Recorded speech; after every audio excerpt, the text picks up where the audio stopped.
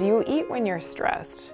Do you eat when you're bored? Some people it's the sweets, some people it's overeating in general. This is not about you and the carbs. This is not about you and the donuts, you and the overeating, you and the late night snacking. It's not about that anymore. But what does that mean and why? If we find out why are we doing this? Ask yourself the next time you're doing that, is it really necessary to do that? And the weight will just melt off. I'm telling you, it is incredible.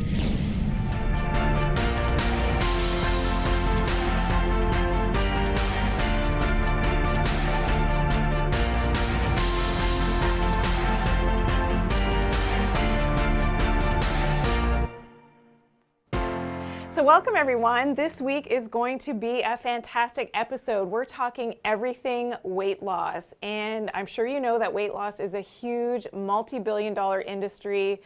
Unfortunately, a lot of people have been lied to and, have gotten the wrong information when it comes to weight loss. And this is something that is close and dear to my heart. Being in the industry of vitamins and supplements for over a decade now, I really have seen people become very frustrated with all of the stories as to how potentially you can lose weight, and they simply don't work. So in this hour, we're going to share some fantastic information with proven, scientifically proven information about weight loss, as well as getting into the mind-body-spirit connection with weight loss, which is so important because ultimately at the end of the day, losing weight is and has a lot to do with how you're thinking about food and that mind-body connection.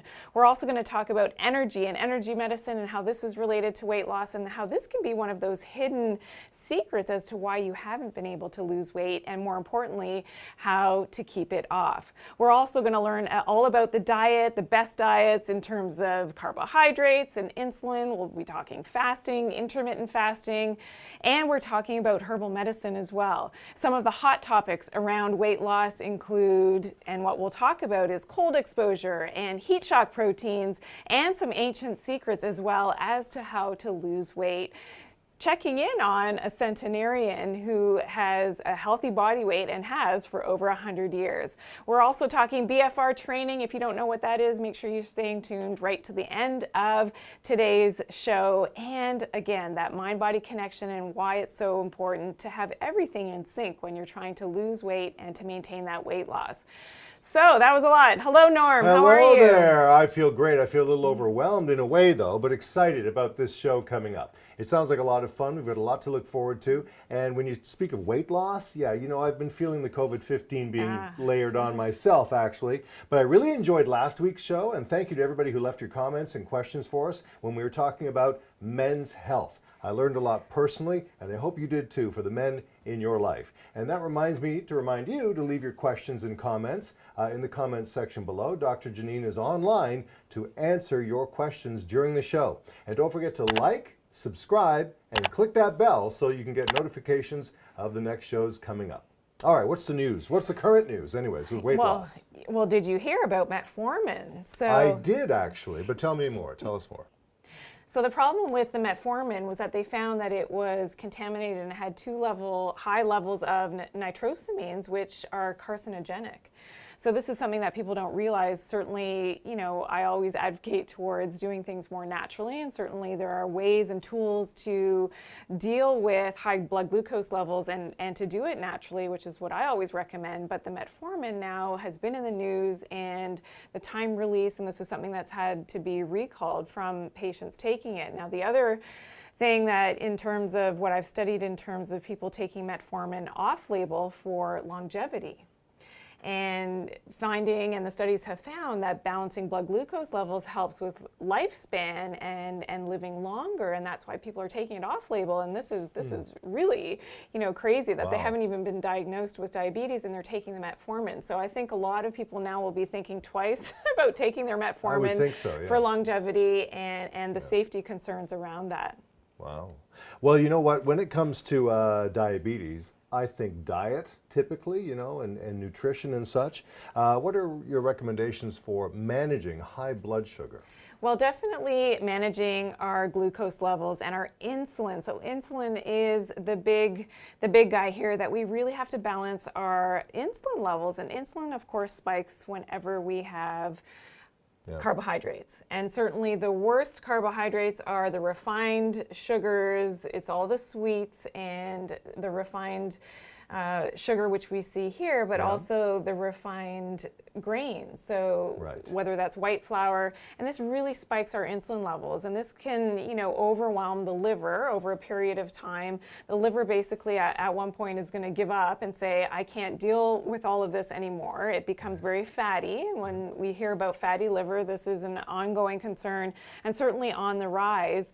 And then this is that indication now that the insulin is having difficulty and actually causes insulin resistance. So this is something in terms of diet, we want to manage those carbs in the diet. And I'm not saying to try to go, completely off carbs. Some people can do that and do the keto lifestyle, and that's great for them. Whether it's long-term or not, I question that. I've done the keto for a period of time, and I find for my own personality and my own lifestyle and the amount of stress that I have and the kids and everything, it was very difficult to maintain that for a long period of time. So I think definitely going keto, I definitely eat a low-carb diet myself to balance my insulin, and I know when I have too much sugar in anything that I'm eating, it could even be juice or fruit or a cocktail. If that spikes my insulin, I can feel it, and I feel a little bit spacey, and I'm very sensitive now in my own body because I've trained my body. And that's what we're going to teach you, is how to train your body to, and part of the next point that we're talking about, the fasting, will train your body into recognizing when you're spiking that insulin and not having to use a glucose monitor, which I know a lot of people do. You should be able to feel it in your own body when your insulin is spiking and be able to manage that appropriately. So big topics we're talking today, Norm. A lot of people can become carb addicted too, right? Absolutely, and why is that? Well, carbs are very addicting, and again, it's almost like being on drugs, and studies have shown that carbohydrates are much like cocaine and even more addictive, especially refined sugars. Because they make us feel good. Exactly, and you get that hit of feeling good, just like I wouldn't know about, drugs and things. You get that hit of feeling good, and then you want more of that. So then, of course, as your blood sugar is tanking, what happens is that you need that next hit of that sugar, and that's why people become overweight, is because they keep needing that hit of sugar, spiking that insulin, the liver gets overwhelmed, and it's this ongoing domino effect. So, one of the best things to help to mitigate this is fasting. So there's fasting,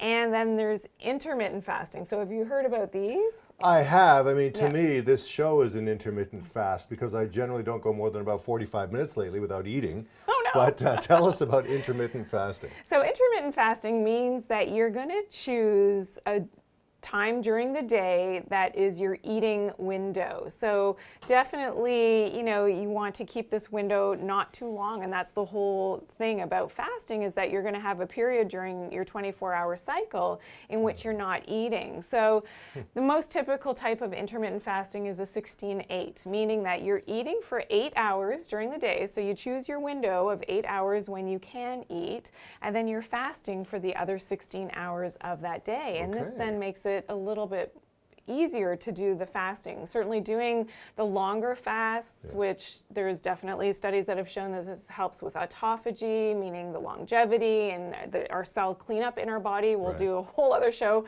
just on autophagy and how that's so interesting. But that whole thing about the intermittent fasting and the prolonged fasting, the intermittent fasting is much easier. And why is that? Because you are able to eat in that certain window of time. So you choose the best time, and I always recommend with intermittent fasting that you're choosing the window of eating time when you need to eat. So typically that's during the day, in the middle of the day for most people. You choose that 8 hours and then you fast for the rest. So that means no late night snacking for most people. Sometimes it's skipping breakfast depending on where your 8 hours are, but it is, and I've done both. I've done the prolonged fast, but also I've done the intermittent fasting, and I find the intermittent fasting is definitely easier to do. And if you're wanting to ease your way into fasting, then the intermittent fasting is definitely an easier way to do that. And are you up for it? Are you going to try it? I'm totally up for it. It does sound easier. It still sounds to me like a bit of a challenge. Late night snacking, eating before bed. I know that's not a good thing. No. but I'm very interested in it. But are there some safe supplements that we can take maybe to help us with weight loss? What else can we do? Is there something else? Well, yes. So one of my favorite herbal medicines is green tea. So green tea has a long history and studies that have proven it to really help. And I have one of the studies here showing that it helps. So it's the combination of not just the green tea, but the study shows that the combination of the green tea plus the caffeine has that added ability to burn off that fat. So in this study, the conclusions were that green tea has thermogenic properties. And what that means is that it increases the body's ability to burn up fat. It's our body's internal engine, and that's something that we want. And in this study also showed that that combination of the green tea plus the caffeine helps in that body composition and helps with that thermogenesis, as well as fat oxidation and burning off that body fat. And other studies have shown that it's specifically targeting when you're using green tea in the diet, whether it's in a supplement or by drinking the green tea, that it's specifically targeting that belly fat. And the belly fat, we know, is the most difficult fat to lose. Whether you've gained and lost weight again, it's usually the last place that it's going to come off is the belly fat. And isn't that usually the area of the body that people determine whether or not we are fat? Yes. It's by how much is around the midsection, typically, exactly. Right? Yes, so that waist circumference has a lot to do with the body composition parameters that sometimes the doctors will check as well. So that's something that definitely you want to target that belly fat, but it's so difficult to get at. And, spot reduction, there's a lot of controversy around, can you specifically do spot reduction of fat? Right. Typically, no. When you're losing weight, it's going to happen all over your body. That's why the exercise we're going to talk about, I've got a great exercise hack. Oh, good. In this episode, which is fantastic. So stay tuned, it's coming. Yeah. But, a great way to increase, that fat burning, exercise is definitely a big component, but taking the green tea. So whether you go with a supplement or drinking, 2 to 3 cups of green tea a day can really be helpful at getting that extra fat off. But not at night, though, because the caffeine... No. Exactly, and especially if you're sensitive to caffeine, you don't want to take this too close to bedtime because it can stimulate a little bit too much. So if I typically go to bed around 10 or 11 o'clock at night, don't have it past 6, would you say? I'd say even a little bit earlier because the half-life typically for caffeine for most people is about 5 hours or so. Okay. So it's going to take at least 5 hours for it to wear off out of your system. So I say a little bit earlier than that. Okay. What is this cold exposure thing? What is that? I don't know much about. I just know that once in a while I see articles on television where people jump into the water in the middle of winter, the polar dip, I think they call it and stuff. Does that work? Oh, absolutely. So cold exposure, there's a whole movement around cold exposure. If you've ever heard of Wim Hof, the Wim Hof method, which I love, to be able to change your breathing and doing the breathing technique, which is derived from yoga, the breath of fire, and really getting your breath going and your diaphragm moving. You can actually heat up your core body temperature from the breath, and then sort of psyching yourself into that mode of being able to endure that cold exposure, and it's something that I love to do. So a great place to start if you're not ready to jump into a cold lake or river is to do the cold showers. And this is something that I love to do. Start slow, even just, believe it or not, 15 seconds of ice cold water, so as cold as your shower will go, can be quite challenging, and you have to psych yourself out. This is a big mental thing. You've got to know that you're going to be okay, and you know that it's only going to be 15 seconds when you're starting, and you go into that cold water, and it's so invigorating to be able to do this. This is something that my grandfather, who lived well into his late 90s, he did his cold showers all the time, which was fantastic. So it's something that I definitely recommend. But the studies, and this is what's so great, is that the studies have shown that there's an accumulation of beige fat. So we have brown fat, we have beige fat, and we have white fat. White fat is the one that we don't want. We definitely want to have more of the beige and the brown fat. And the reason for this is that brown fat, again, is our natural thermogenesis. This is our body's internal engine and converts that food into energy immediately so that it helps to keep us warm.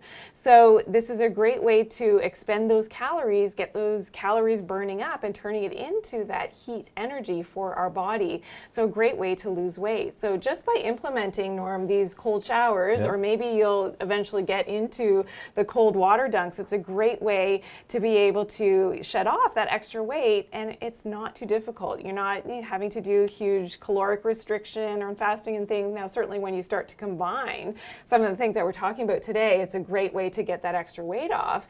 But it's relatively easy, if we can say that, in terms of the cold exposure, to be able to do that. So the studies have shown that the heat shock proteins and sitting in a sauna is almost the equivalent of having cardiovascular exercise.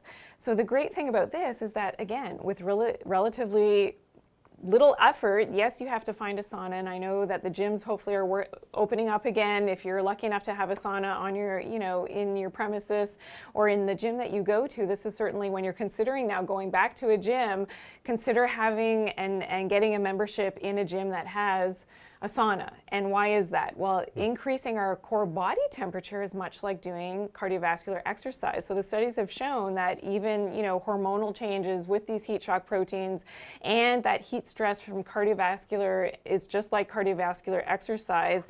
And it helped with heart rate as well as systolic and diastolic blood pressure levels and the same physiologic responses as working out. So we know that working out, of course, so good amounts of exercise helps us to lose weight, but now by sitting in a sauna, this will help as well. So fantastic. Now we're going into summer here. Does that mean if I'm outside, it's 35 degrees plus humidity, is that the same or at least close? No? I wish it was. I wish it was, and this is the thing. That's why the sauna, it has to be that high temperature. So I usually recommend over 70 degrees Celsius, which is the conversion's around 160 degrees Fahrenheit. Okay. It's hot.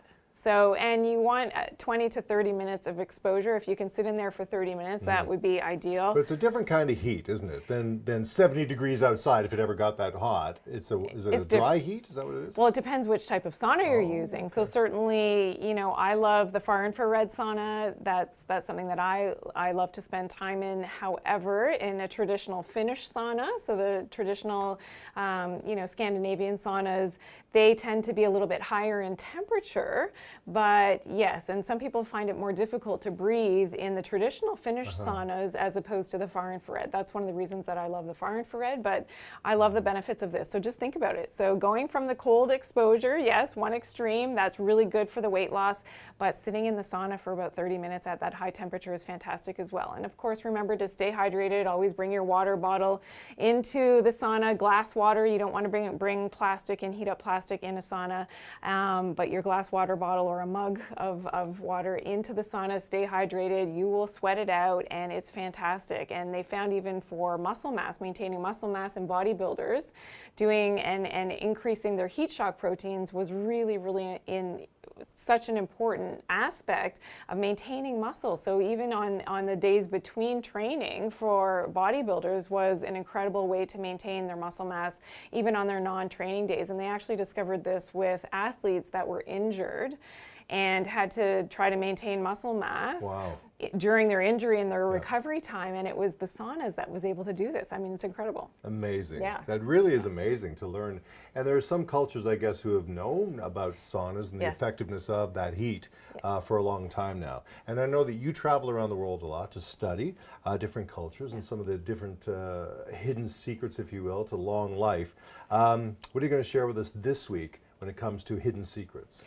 So in interviewing centenarians in different parts of the world, and we studied different cultures, and we've been to Africa and Central America and different parts. So this was in Central America, in Costa Rica, and Costa Rica is in this specific area that we went to is known as one of the blue zones, and we spoke with Trinidad, and Trinidad was over 100 when we met her, and when you see her in the next few moments in the video, my specific questions were around diet and, maintaining a healthy body weight. And part of that secret was, eating the foods that were locally grown and in their area, and, a good balance between carbs, fats, and proteins. And yes, she still did have her coffee. Yeah. So coffee was a part of that healthy diet, but also getting up with the sun. So the circadian rhythm is one of those ancient secrets.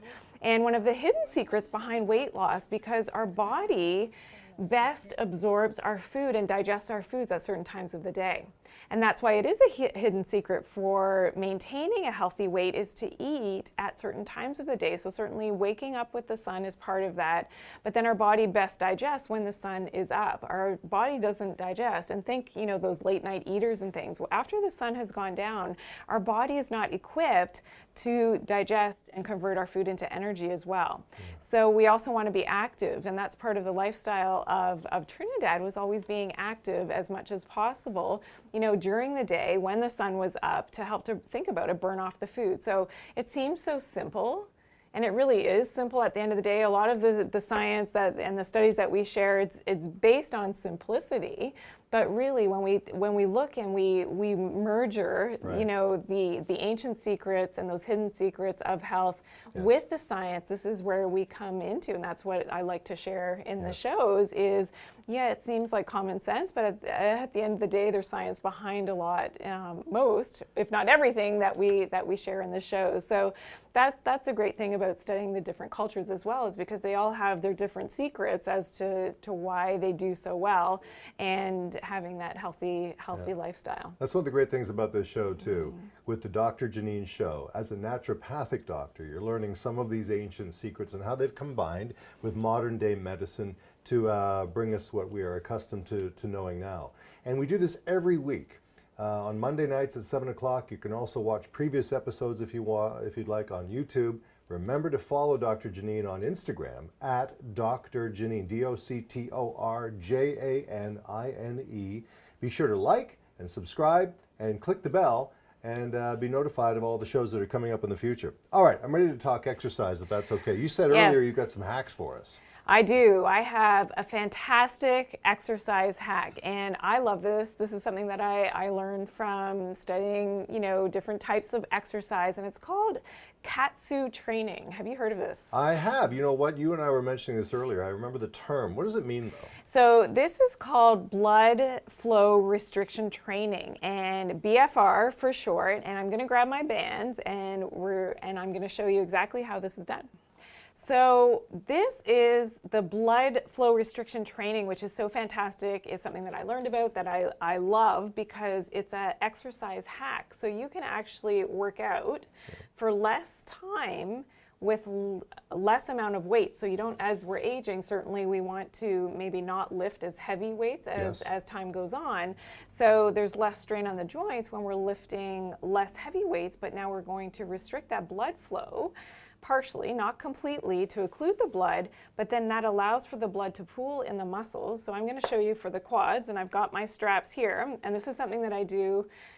Yeah, you're looking at me like this is a weird thing. And no, it's fascinating to me, because Yes. anytime I can save time, Yes. that's a big deal, because I often don't have time in the first place to exercise. Exactly, and that's what I love about this. So I put this on when I'm cycling. I watch my programs on on the television, Netflix, my movies, whatever I'm watching, and we have the bicycle right there. And that's something that we started because of COVID and being home and having to train at home. But when I discovered this, I mean, such a fantastic thing to sort of ramp up my exercise. So basically, I'm going to put this on my leg, and I'm going to restrict that blood flow. And again, you don't want to go numb with your blood, but you want to restrict it enough. And we'll do a whole other video just on this, on the Dr. J9999. So check that out on the blood flow restriction training with the details on how this is done. So I'm going to restrict that blood flow, and I'm going to pull this up as high as I can. And now I can do squats. So what the study showed was that really increased the VO2 max, so the ability for that muscle to get fatigued. So this is why it's a hack, is because with less weight, you're able to train with less weight, but still get those positive impacts on that muscle building and the building of the muscle fibers. So that's why I love this. So you can do it whether you're doing leg training, leg day. You don't want to leave this on for more than 20 minutes. So I always set my timer on my watch when I'm either doing it on cycling or I'm doing squats or doing any type of leg training. Okay. You're going to leave it on for about 20 minutes, but then it's so interesting because when you take the band off, it's almost like whoosh, you can feel the blood, pulsing again. Now you don't want to tighten this. There's caveats about doing this properly. You don't want to certainly check this with your doctor first if you've got blood flow concerns and things, or tendency to have cardiovascular issues. You want to check this out. But I find it's a fantastic way. It cuts my workout time. But I really see the difference in the definition of my muscles. Now you can also That's exciting. You can also do it on the arm. So there's smaller straps that you can purchase as well. So for the arm bands, of course they're smaller, and you're going to strap that on. Sometimes you may need a partner to help you with this. So you're going to try to strap it as high up as possible above your bicep. Yep. And it doesn't look the greatest because all your flesh is going to be coming out on the sides, and I can't even get this tight enough myself, so sometimes I need some help to do it. But you're going to restrict, and then when you're doing any types of upper body, so whether you're working your triceps, your biceps, your arms, even your shoulders, you can do this for your shoulder training as well. It's a fantastic way, and again, not more than 20 minutes. You're going to do all your reps, but it's a really fantastic way, and it's fantastic because I'm not a bodybuilder by any means. You know that. But I love to weight train because I think it's so important, especially as we're aging, to maintain our healthy muscle mass. Your muscle mass is one of your biggest fat burners. So if you're lacking, and women can be sort of guilty of this, not having enough muscle mass, and they stay away from weight training because they think, I don't want to get big and bulky like a guy. Right. But it's your best friend. You want to have muscle mass, and as we're aging, our muscle mass significantly declines, and it's called sarcopenia. This is something we want to avoid. So we've got to do some weight training. Doing, with the bands is a fantastic way to lift less weight, but to do, a lot of that training that we need to maintain that muscle mass. But I want you all to try it. It's a fantastic way to do something different and fun and new. It's affordable too, right? It's affordable, oh, easy. Absolutely. These kinds of bands would be easy to find. Easy to find. You can buy them purchase them online, and you don't be afraid if you see. So the first time I did it, because I lift weights anyways, but the first time I did it, my veins were all popping. I thought, oh my God, I look like the Hulk.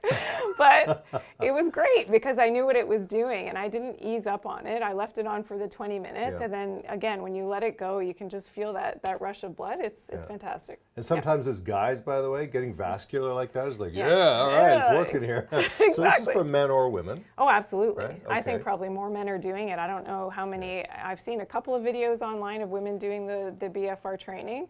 I think it's mostly for the guys, but come on, ladies, let's get it going and let's do it. I mean, it's a wonderful way to train. That's a great way of looking at it from the body perspective. Yes. And when it comes to the mind, when it comes to eating, I should say, or weight loss, we play tricks on ourselves with the mind, don't we? With our minds. Yes, and I think... And we come up with all these reasons for eating. Why we justify eating. We do, and I think if anything, in the mental sphere has more to do with gaining weight than anything else. So as much as we know that calories in, calories out, that's an old, outdated way of looking at weight loss. We know from science now that insulin has a huge part in this. Right. The fasting, the autophagy has a lot to do with being able to get that weight off and keep it off. But I have to say that most times this has a huge, huge emotional component. And why are we eating? Why are we overeating? Why do we gravitate towards certain foods? Why do we feel good when we eat certain foods like this? Some people it's the sweets, some people it's overeating in general. You feel good, but what does that mean and why? If we find out why are we doing this? Maybe we're eating in secret. So some people, when nobody's watching, they go to the fridge and they binge eat on things that they know that they shouldn't, even healthy foods. So some people overeat even healthy foods. Why do people do this? And if we figure out the why we're doing this, and that's my whole message, figure out the why. what is it about food? What is your relationship with food? Yeah. Why do you eat when you're stressed? Do you eat when you're bored? Maybe you're feeling lonely or isolated. You know, is this a comfort food? Is this something that there's a reason why? And figure out the why, and then it can become very easy then to help yourself and to really ask yourself the next time you're doing that, is it really necessary to do that? So this can go to the other extreme as well, Sure. Norm, and it could be something called orthorexia, and some people are obsessively healthy. I mean, I look and I you know, do some investigation online and on social media, and I look at the know. groups that exist about, Yeah. you know, different types of dieting and Sure. people that are super fit and getting, I think it's all about balance. And I think if you're going to an extreme with your diet or with your exercise that is not making you a happy, healthy, well-rounded person, if it becomes extreme, yes, your body could look A1, you're ripped and you're this, that, and the other thing, Yeah. you look fantastic, but are you really healthy on the inside? Sometimes this orthorexia and going extreme with the healthy eating and, you know, whatever diet that is, and you're limiting yourself in your social environments, is that really healthy? You have to ask yourself. And I think, no, I think life is all about balance when it comes Okay. to weight loss as well. Yes, we have to, you know, use some of the tips that we talk about in the show, but it's got to be well balanced. And, you know, for myself who, you know, I've gained and lost, have 4 healthy babies, pregnancies, gained and lost weight over the years, and struggled with weight, you know, before I got married and things. Yeah. I've been through it all emotionally, Right. and I know that that's a huge component with trying to lose weight, but figuring out the why, and that's you The know. why. I figure guess out some the why. people, we talked about emotional eating a moment ago too. Some people Yes. eat when they're happy, some people eat when they're not happy. Yes. And sometimes you're not happy because you feel you've had an exorbitant amount of weight gain, which makes it worse, right? Exactly. And that's the whole, you know, double-edged sword, because, and that's why it's so emotionally connected. And then you Yeah. tie some, which we talked about earlier in this hour, you throw some sugar on that, then we have a whole other, you know, because the sugar is so addictive and you're spiking your insulin and this whole roller coaster that's going on. So we really have to have this, you know, natural ability to sort of tune into the why. And once we figure that out, you know, it can really go a long way. So I've got, you know, some tips about how to do this. Okay. So we're going to do some visualization. Okay, ready, sure. So in terms of a mind exercise, we can really help to visualize, and what I would recommend is to get a fancy box. So this could be like a treasure box. You can find these in those stores that, you know, sell things for your home, and find a nice decorative box. And what you're going to do is you're going to either put a picture of yourself when you were at a healthy body weight. Right. And it's not necessarily your high school picture, because sometimes we were very thin or not at a healthy body weight. Yeah.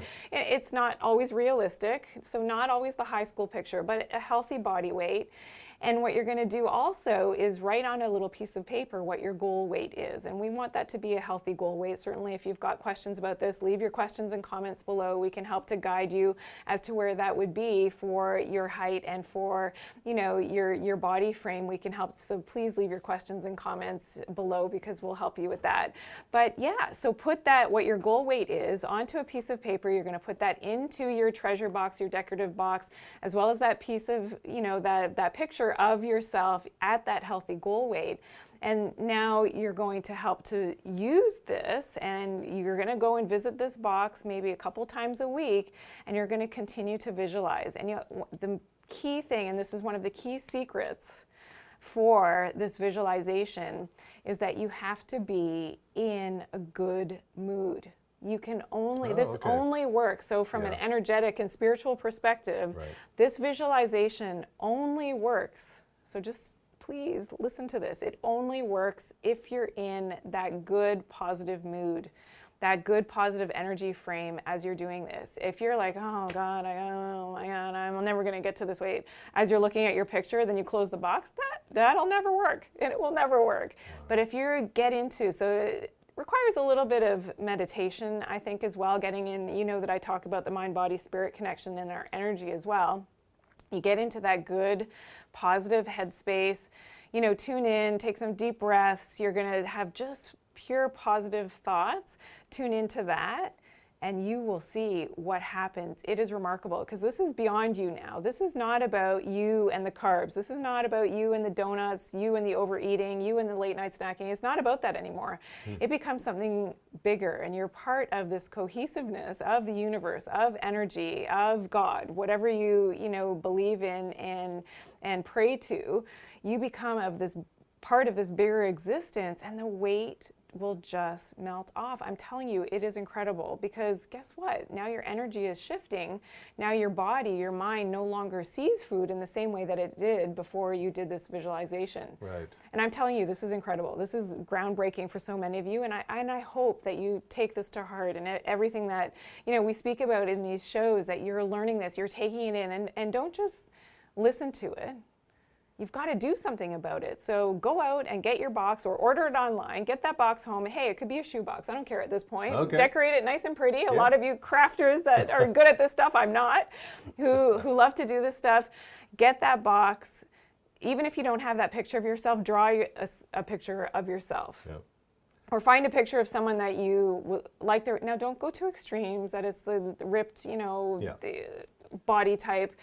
Get a healthy looking person. If you don't have a picture of yourself, put it in your box, and then you're going to go to that box a few times a week with that positive attitude and visualize, and you'll be amazed. I love this. That's a great exercise, and it's a mind exercise.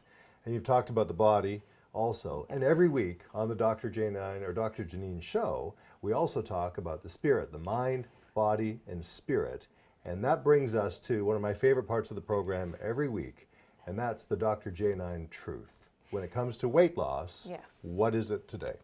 So the Dr. J9 truth about weight loss is to really delve into for yourself, what is making you feel so heavy? Why are you holding on to this extra weight? And I'm not just talking about the physical weight, so the extra 5, 10, 50, 100 pounds that you're holding on to.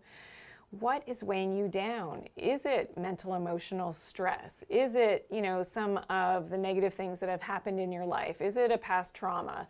What are these negative things that are weighing you down, and what can you do to let them go? Sometimes it's as simple as saying, you know what, I don't need you, bad thought or whatever you are anymore. I'm going to let you go.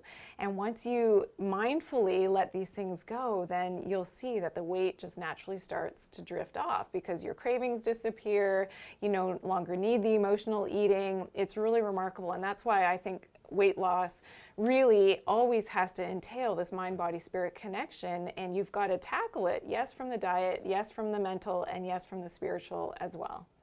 This makes so much sense. Even as you were saying it, I could feel emotion within myself. Just learning about, you know what, we all have that something that we need to let go. Yes. And when it comes to weight loss, it's not just about what's on the plate, I guess. Oh, that's such a great analogy. It's so true, Norm. It's so much more, and food is meant to be pleasurable. Don't get me wrong. Food, I love food, but it's knowing how to use food as even a spiritual exercise in when you're eating, that you're taking this in. And a lot of people, certainly a lot of cultures, they pray before they have their meal, because they know that the food is just such a blessing to be able to have a meal. Sure. And for some people, yes, we take it for granted that we have, full access to food. Right. I'm looking at this because we're getting into this in just a second. Yeah, it's coming. Yeah, so we have our access to food here, but in other countries and in different seasons, different parts of the world, there's not always that that you're readily having access to good quality food. So we have to be very grateful for that. Something else you've talked about a lot in the last couple of weeks, and remember, you can always look at past episodes online on YouTube. Remember to follow Dr. Janine, of course, on Instagram at Dr. Janine, DoctorJanine. But one thing we've talked about a lot are chakras. Yes. So we're going to do that again this week, right? Yes. So for the third chakra, so the third chakra is right here. So I want everybody to put their hand on their third chakra, and this is the chakra of self-esteem. Oh, okay. So it's not a coincidence, I think, that a lot of people who have a lot of digestive issues and issues with belly fat, it happens to be right in the third chakra. And if you think about losing weight, when we've got issues with, trying to lose weight and being overweight, certainly that can have a negative effect on our self-esteem. So it's sort of ironic, but not, that this third chakra area has a lot to do with our self-esteem. So when we have good self-esteem, then maybe we don't have to turn to food and some of these things, and gain extra weight when everything is balanced here. So I'm going to share now, I have a fantastic essential oil. So grapefruit oil smells fantastic. And the oil itself, so when you smell it, helps to curb your appetite. Yeah. So smell that. Ooh, I like that. And it's very fresh. So just smelling it on your own. So some people say to use the grapefruit oil, smell it just before mealtime, and you may eat a little bit less. Oh, so that's okay. fantastic. But what we're going to do is we're going to put it on our third chakra. So all you do is you take a few drops. So whether it's in this form, may I thank you? Okay. or if you have certainly the essential oils with the dropper bottle, just a few drops on your finger, and you're going to rub it right over your abdomen, so in the third chakra. And I'll go right under my shirt. There we go. And you're just going to rub that on.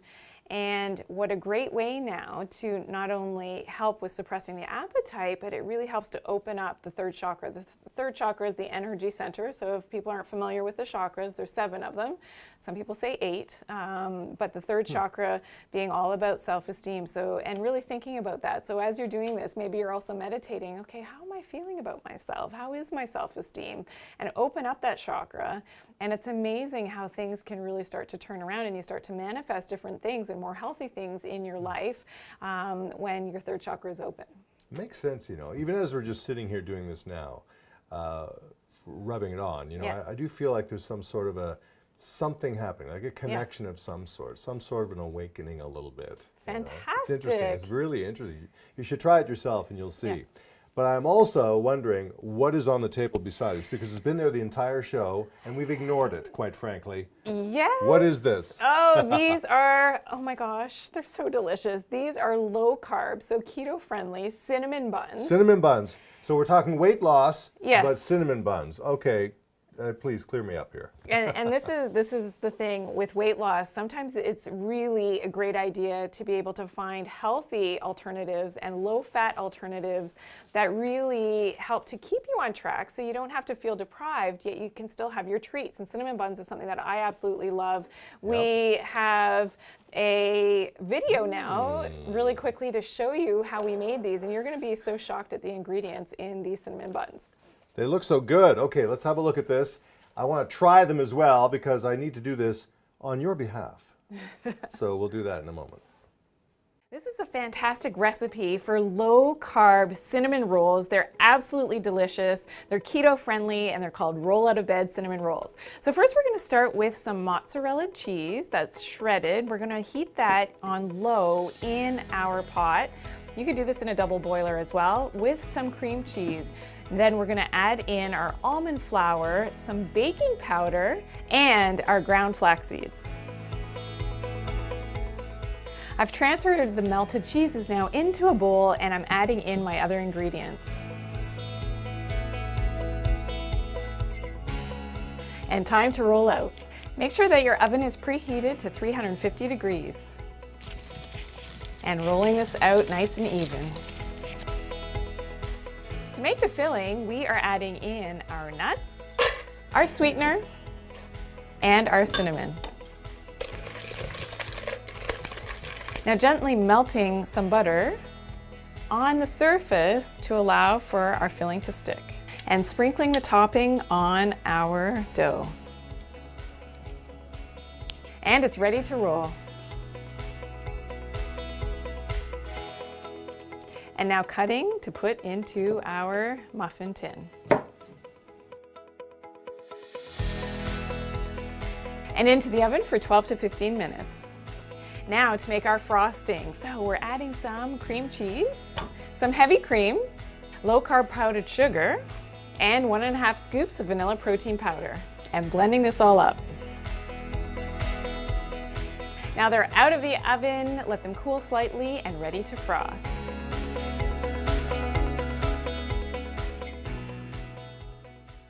So can you believe the ingredients in this? So made with cheese, different types of cheese. I mean, absolutely incredible. I can't wait for you to taste them. Aren't they good? Oh my goodness. Can you believe that is cheese? Those are so good. I know. Sorry. I know. And it's incredible. When I first saw this recipe, I was so skeptical and I said, no, there's no way that these are going to taste this good and taste like cinnamon buns, like the legit cinnamon buns, and be healthy, but also low in carbs and low in sugar. They are incredible. So this is my new best friend. I hope, and I know that you will love this recipe, so we'll be posting this so that everybody has access to this recipe on Instagram and on Facebook as well this week. So be sure that you're following us. So follow Dr. Janine. So. Yeah. That's what go on to Instagram and you'll see the recipes, even from past episodes too, by the way. Yes. But this will become your best friend.